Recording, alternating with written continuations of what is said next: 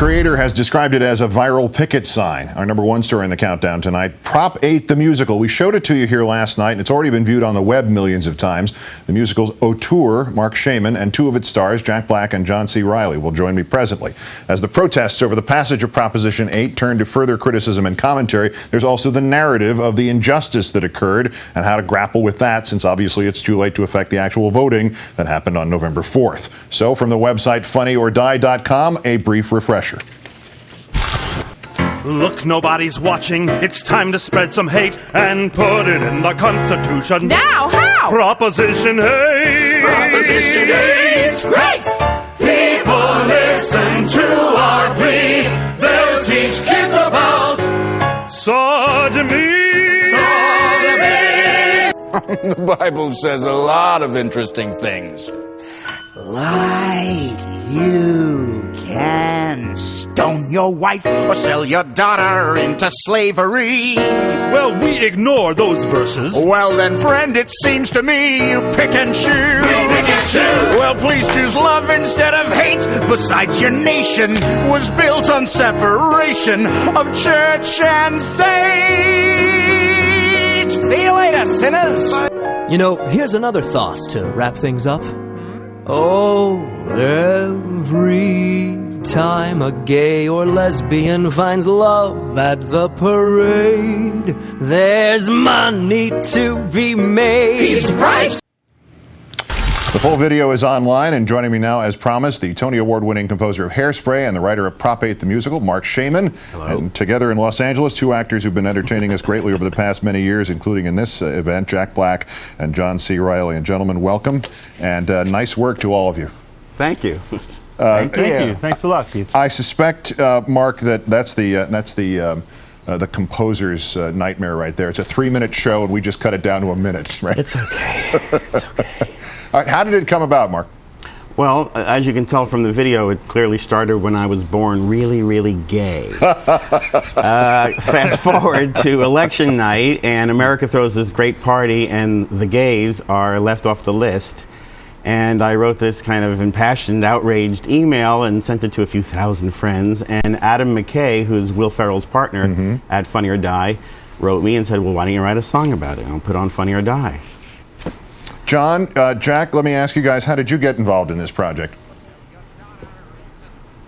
I got the email from Funny or Die peeps, and Mark Shaman was involved, and that's all I needed to hear. It's a thing that I've been really, felt strongly about for years. So I wanted to do something, and I didn't know what, so it was perfect for me. Yeah, same here. I got an email from Mark, and I just immediately responded, like, where do you need me? When do you need me? And yeah, I mean, this is a civil rights issue, I think. So it was real easy to make up my mind on doing it. Plus, Jack, you got to play Jesus. Does that constitute, by definition, something of a high watermark in one's career? Yeah, it's all downhill from here. Mark, in the reviews of this and all reporting on it, it's been pointed out this was written in one day, recorded on the next day, and shot in just one day. If all of creativity could be done with that rapidity, is social injustice a great motivator for creators and actors alike? Exactly. I mean, we had just been taught. I had just been taught this terrible, bitter lesson about being lazy, and so it was time to light a fire under my fat ass and try to do something even after the election, because this is going to go on and on and on. Yeah, it's never too late to educate. That rhymes. Yeah, that's right. I'm going to start saying that a lot. Well, I would just say also you've got for the sequel, we have the opening number right there. Very much. John and Jack. You were talking about doing a full-length version of this. We should take it onto Broadway. Yeah. Gay the musical. It would open with the creation of Gay, when the cells are splitting and Yeah, why limit it to just Prop 8? There's a bigger story here.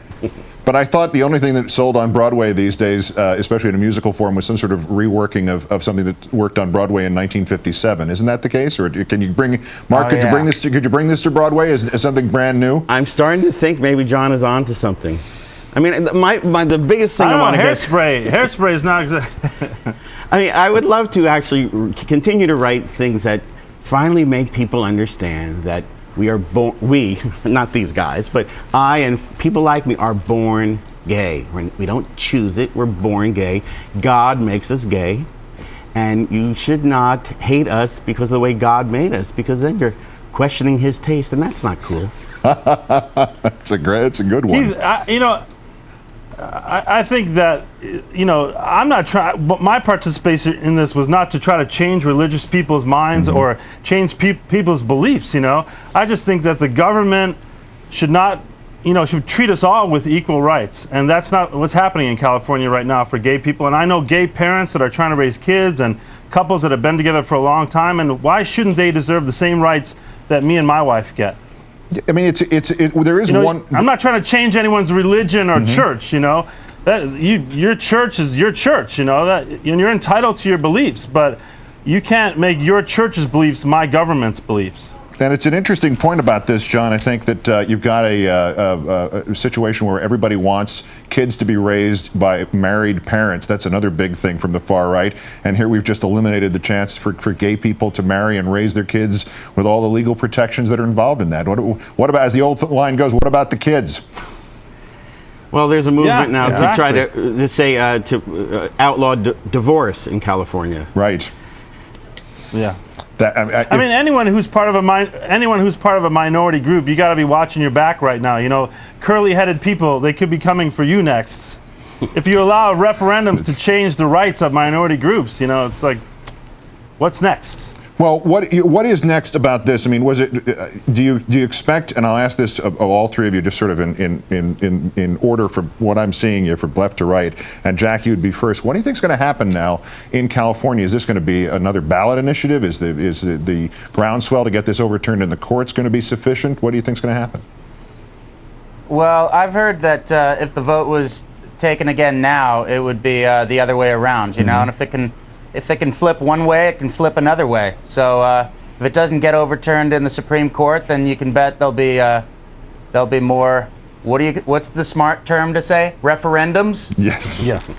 All we need is more after this went so well. I mean, it's something I feel passionately about because I have a lot of openly gay friends and family that I've always looked up to and admired, and so I take it personal when I find out that their equal rights are being messed with.